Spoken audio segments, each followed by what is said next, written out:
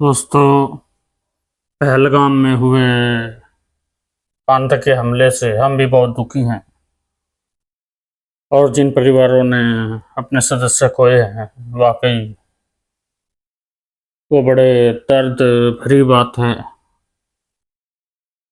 लेकिन एक चीज, पहलगाम हमले में आपने देखा होगा कि आज तक कोई आरोपी ऐसा नहीं है जिस पर मुकदमा चल रहा हो, जो जेल में पड़ा हो। सिर्फ एक आतंकवादी को पकड़ा गया था, उसको भी मुकदमा तो जमानत पर छोड़ दिया गया था। आप समझ रहे हो आप समझ रहे हो मैं क्या कहना चाह रहा हूँ। यहाँ हमले होते नहीं, ऑर्गेनाइज भी कराए जाते हैं। वहां पर कोई भी सुरक्षा, पहलगाम में सुरक्षा, कोई भी सुरक्षा इंतजाम ना होना, इतने पर्यटक होने के बावजूद वहां पर जवानों की ड्यूटी ना होना, क्या इससे सरकार की नीयत पर सवाल खड़े नहीं होते? होते हैं। वहां पर देश के लोग मरते रहे, लेकिन प्रधानमंत्री बिहार में चुनाव प्रचार में लगे हुए थे, क्योंकि बिहार में चुनाव होने वाला है, उसके बाद दूसरे स्टेट में। हम यही कहना चाहते हैं, बीजेपी सरकार किसी हिंदू की है न मुस्लिम की है। ये अपनी कुर्सी के लिए किसी की भी बलि दे सकती है। हाँ, हिंदू मुस्लिम नैरेटिव सेट करने के लिए इसको, मतलब किसी की भी जान लेना पड़े तो ये ले सकती है। इसके लिए इसने अपने पहलगाम में हमारे जवानों की जान ली थी। नहीं तो इतनी सुरक्षा के बीच आरडीएक्स कहाँ से पैदा हो गया था, आज तक एक मिस्ट्री है ये। अभी तक इसमें कोई गिरफ्तार नहीं है। क्या यह भी ऑर्गेनाइज था? हालांकि सिस्टम, सिक्योरिटी सिस्टम फेलियर की तरफ इशारा करके गाए बगाए लोग इस तरफ यही बात कहना चाह रहे हैं, लेकिन वो खुलकर नहीं कह रहे हैं, क्योंकि वो जानते हैं ये बीजेपी शासन है, अंधा कानून है, यहाँ सच्चाई की आवाज नहीं सुनी जाती। लेकिन फिर भी कुछ समझदार और अच्छे लोग खुलकर बोल भी रहे हैं ये सब क्या है। देश में बीजेपी जो नैरेटिव हिंदू मुस्लिम को सेट करना चाहती थी, वो सेट हो चुका है। देश में नफरत शुरू हो चुकी है। लेकिन इन सब के बीच बस एक अच्छी खबर ये है कि अभी भी कुछ लोग जाग रहे हैं और इस बात को समझ रहे हैं कि ये सब प्री प्लान हो सकता था। और मैं तो कहता हूँ शायद प्री प्लान था, नहीं तो गृह मंत्री को अब तक इस्तीफा दे देना चाहिए नैतिक रूप से। एनीवे, हम ये जो संदेह व्यक्त कर रहे हैं, आप सिर्फ हमारी बात मत सुनिए, आपको सुनवाएंगे और भी लोगों को। आपको दिखाएंगे वो तस्वीरें भी जिससे देश में नफरत शुरू हो चुकी है। बहुत सी वीडियो जैसी भी देखने को मिल रही है जहाँ पर मुसलमानों के साथ मारपीट तक हो रही है। लेकिन हम वो तो नहीं दिखाएंगे, बस एक छोटी सी क्लिप आपको दिखाएंगे कि हाँ, नफरत का आगाज हो चुका है, बीजेपी अपने मिशन में कामयाब हो गई है। लेकिन कुछ समझदार और अच्छे लोग अभी भी जाग रहे हैं। अंधभक्तों को छोड़कर बाकी जागते हुए लोगों को सैल्यूट। वो शायद इस बात को समझ पाएंगे कि सही क्या है। Friends, what is the right?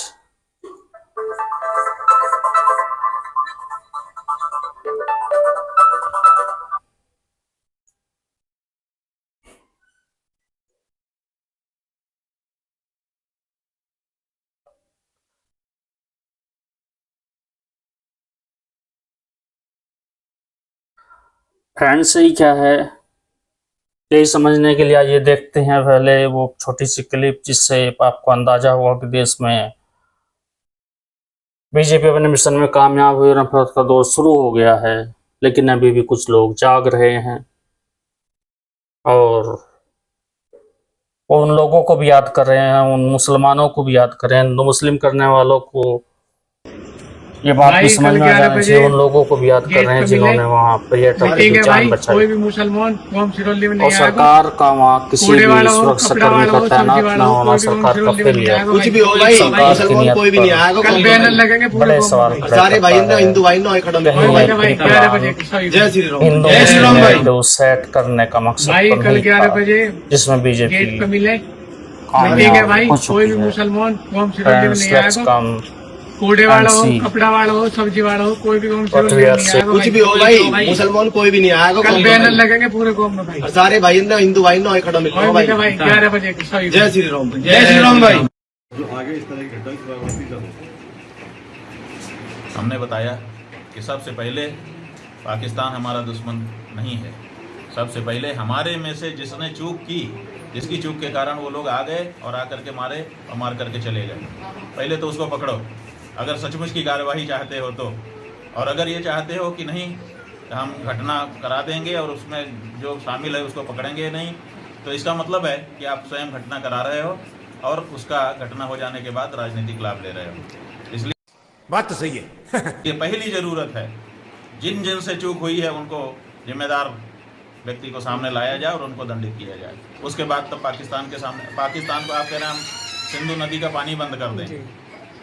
Sindhu नदी का पानी बंद करने का आपके पास तरीका क्या है बताओ?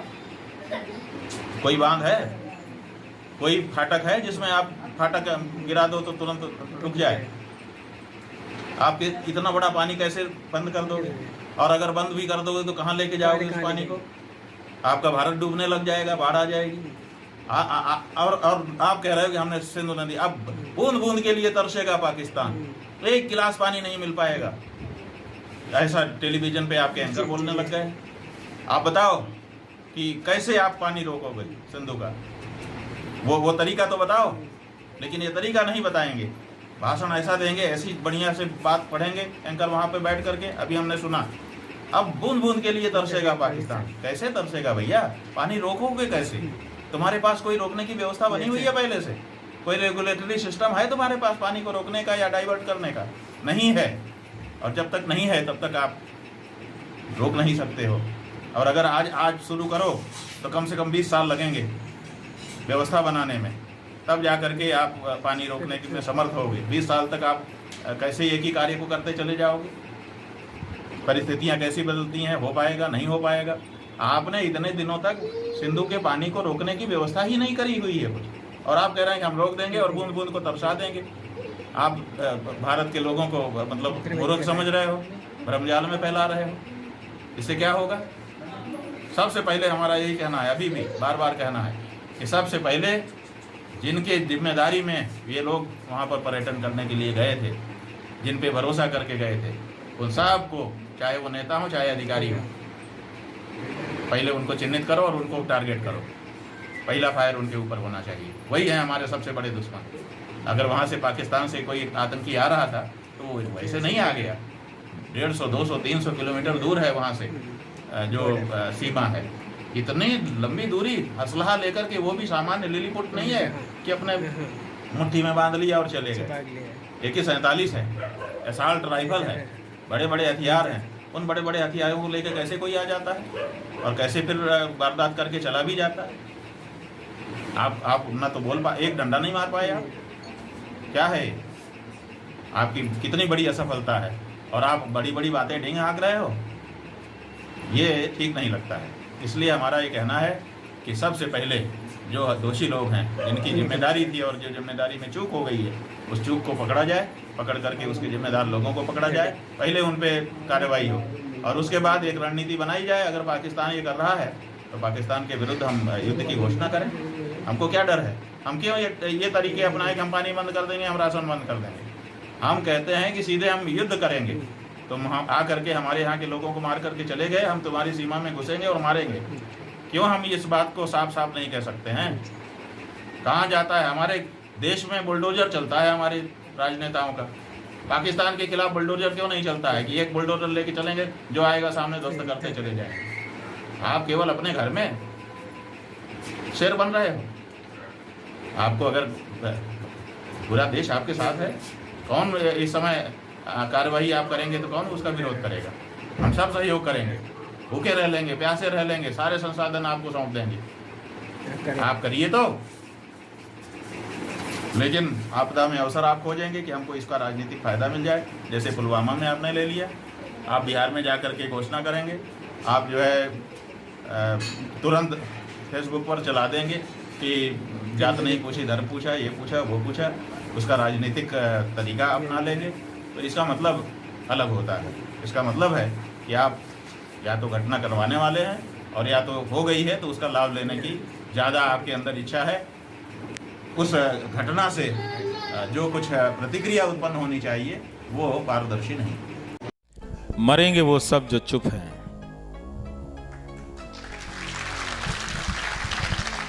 कोई गोली से मरेगा, कोई धक्का मुक्की से मरेगा, और कोई भूख से मरेगा। मरेंगे तो सब। पर अंबानी जी की मानहानि ₹1.25 की होनी चाहिए। हाँ, मेरी भी, प्रधानमंत्री की भी मानहानि ₹1.25 की होनी चाहिए, और राष्ट्रपति की भी मानहानि ₹1.25 की होनी चाहिए। सबकी मानहानि ₹1.25 की मानहानि, एक धनहानि, एक मानहानि। ये मजाक की बात नहीं है। जिस आज़ादी की लड़ाई को आपने 100 साल तक लड़ा और एक भावनाओं की बुनियाद कायम की कि हम इस तरह का हिंदुस्तान बनाएंगे जहां कोई अशफाक और विस्मिल दोनों को कोई एक दूसरे से अलग नहीं कर सकेगा। हमारे न्यूज़ एंकर रोज़ शाम को किसी अशफाक को किसी विस्मिल से अलग कर रहे होते हैं, और किसी विस्मिल को किसी अशफाक से अलग कर रहे होते हैं। और इनका जो नेता है, मीडिया और पॉलिटिक्स, इसका कभी भी विलय इतना कंप्लीट नहीं हुआ था। ये प्रोसेस अब पूरा हो गया है। आप न्यूज़ चैनलों को देखकर ये समझ सकते हैं कि शाम को बीजेपी का कोई प्रोग्राम चल रहा है, उनका कोई एजेंडा चल रहा है। इसमें किसी भी ज़्यादा दिमाग लगाने की ज़रूरत नहीं है। तो हमारे एंकरों ने वो मुमकिन करके दिखाया है, और इस टेलीविज़न ने, जो अंग्रेज़ चाहते हुए भी नहीं कर सके, जो बहुत से लोग चाहते हुए भी नहीं कर सके। हिंदुस्तान में बहुत सारे दंगे हुए, वो उन दंगों के असर में भी हम अलग नहीं हो सके, लेकिन अब वो अलग कर दिया है। तो ये जो हमारी जो नागरिकता का जो बोध है, उस पर हमला है। हम सबको इस टीवी से लड़ना पड़ेगा।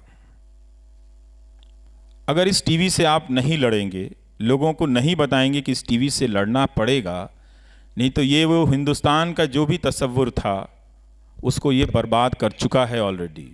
वो इस तरह से बोल रहा है न्यूज़ एंकर। तो एक तरह से न्यूज़ एंकर ने इंफॉर्मेशन को हटा दिया है, उसकी जगह वो परसेप्शन को ले आया है।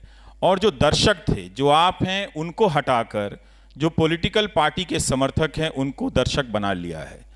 उसकी पूरी कोशिश है कि आप दर्शक ना बने। दर्शक बनने की एक ही शर्त है कि आप सूचना मांगे कि फिल्म की शूटिंग के दौरान आपने कितने कपड़े बदले थे, मांगे कि शो के दौरान आप हर दिन की रैलियों के आपके डिजाइनर कपड़े इतने अच्छे क्यों रहे। ये सवाल तो बाहर दिखने वाले सवाल हैं। जो भीतर घटने वाले सवाल हैं, वो उन सवालों का वो तब पैदा होंगे जब सूचनाएं आप तक पहुंचेंगी। तो जब आपके पास सूचनाएं नहीं पहुंच रही हैं, तो फिर आप दर्शक नहीं रहे। और नागरिक होने के लिए दो ही शर्तें हैं कि आपके पास बराबर से सूचनाएं पहुंचें और आपके पास बराबर से सवाल करने का इख्तियार हो, हक हो। इन दोनों पर हमला हुआ तो एक तरह से इस पूरे डिज़ाइन में आप टीवी को देखें तो आप बहुत आसानी से समझ सकते हैं कि आज का मीडिया दर्शकों को हटा रहा है, बाहर कर रहा है और नागरिकों को मिटा रहा है। उसके बदले में अपने लिए एक समर्थकों का हुजूम तैयार कर रहा है, जो ट्रोल करा देते हैं, जो वायरल करा देते हैं। जिनको आपत्ति होती है हम सब की बातों से तो हमें गालियां दिलवा देते हैं, जान से मारने की धमकियां दिलवा देते हैं। उसी भारत माता का नाम लेते हुए मेरी माँओं को और मेरी बहनों को गाली दिया गया। बताइए, अगर भारत माता सचमुच होती हैं, जो टैगोर की ड्राइंग से बनते बनते हम सब की कल्पनाओं में आई भारत माता, वो अगर साक्षात होती तो उनसे पूछते, मेरी भी माँ भारत माता है, अगर तुम भावनाओं की राजनीति करने का ये तुमने तरीका सीख लिया है तो क्या हम सब अपनी माताओं और बहनों को छोड़ दें? तो ये जो गालियां हैं, इन गालियों को पॉलिटिकल वेपन में इस्तेमाल किया गया और इस पॉलिटिकल वेपन को टेलीविजन के जरिए लेजिटिमाइज किया जा रहा है। टेलीविजन अभी माँ बहन की गालियों पर नहीं आया है, लेकिन वो आपको एंटी नेशनल बोल के, दरअसल उन्हीं गालियों की जगह पे वो आपके लिए एंटी नेशनल का इस्तेमाल कर रहा है। तो हम इस स्थिति पर पहुंच गए हैं, रोज़ इसे स्वीकार करने लगे हैं कि नहीं नहीं ये ज़्यादा है, इन पे कोई ध्यान नहीं देता है। मेरा अपना मत है मीनाक्षी कि इन्होंने एक बड़ी जमात तो तैयार कर ली है जिसको अनदेखा नहीं किया जा सकता है। वो जमात है, वो हारने से नहीं मिटने वाली है, न जीतने से ख़त्म होने वाली है। पर वो जमात हमारे बीच में है कि जब आप सवाल पूछें सरकार से तो पहला सवाल आता है कि आप कांग्रेस के एजेंट हैं, दूसरा सवाल आता है कि आप कम्युनिस्ट हैं, फिर कहा जाता है कि आप नक्सल हैं, फिर कहा जाता है कि आप अर्बन नक्सल हैं, फिर कहा जाता है कि आप एंटी हिंदू हैं, फिर कहा जाता है आप प्रो मुस्लिम हैं, फिर कहा जाता है कि आप एंटी मोदी हैं। यही वो बिंदु है, यही वो अंतिम बिंदु है आपके सवाल करने पे, जो इस लोकतंत्र में लोक व्यवस्था की समाप्ति का आरंभिक बिंदु है। लोक व्यवस्था एक पब्लिक ऑर्डर को समझते हैं हम, और उन गालियों के जरिए और इस मीडिया के जरिए जो लोक व्यवस्था हमने कायम की थी उसे ध्वस्त कर दिया गया है। तो अब हालत यह है कि जो नागरिक है वो नागरिकों से डरा हुआ है, हम अपने अधिकार भूल गए हैं और हुजूर की शान में हम सवाल करना छोड़ दिए। इतना डर लगता है उनसे कि पूछने वाले मीडिया संस्थान खत्म हो गए। और अभी भी हम उन मीडिया संस्थानों को महीने का 500 रुपया अखबार में और 500 रुपया इंटरनेट पे खर्चा करके सब्सिडाइज कर रहे हैं। मैंने दर्शकों की ऐसी जमात अपनी ज़िंदगी में नहीं देखी जो लोकतंत्र के खात्मे का हथियार बन चुके मीडिया को सब्सिडाइज करता हो अपनी मेहनत की कमाई से और अपने मेहनत के बचे हुए समय से। धन्यवाद। कश्मीर के पहलगाम में 28 लोगों की मौत हुई है, जिसमें एक मुसलमान है, और उस मुसलमान की कहानी को भी बयां किया जाना चाहिए, क्योंकि अगर आप इस देश में मुसलमानों पर सवाल उठा रहे हैं तो आपको उस मुसलमान को शुक्रिया भी अदा कहना पड़ेगा जिसने अपनी जिंदगी दांव पर लगा दी ताकि कुछ लोग जिंदा रह सकें। और अगर आप उस मुसलमान का शुक्रिया अदा नहीं कर सकते तो आप भी इंसान नहीं हैं। हाँ, अगर आप हिंदुओं की भी हिमाकत कर रहे हैं तो ये वो मुसलमान है जनाजे में जो हिंदुओं को बचाने के लिए कुर्बान है। ये वो मुसलमान है जिसने इंसानियत को नहीं मरने दिया। जब हिंदुओं को कट्टरपंथी मुसलमान मार रहे थे इस आधार पर कि वो हिंदू हैं, तब उस बड़े सच के बीच में एक ये भी मुसलमान था जो दुनिया को बताने की कोशिश कर रहा था कि साहब, इस्लाम सिर्फ खून खराबा नहीं सिखाता, और सब इस्लाम में नहीं है जो खाली खून बहाते हैं। कुछ ऐसे भी हैं जो जिंदगी बचाने के लिए कुर्बान हो जाते हैं, और उनमें से ये है जिसका जनाजा आप यहां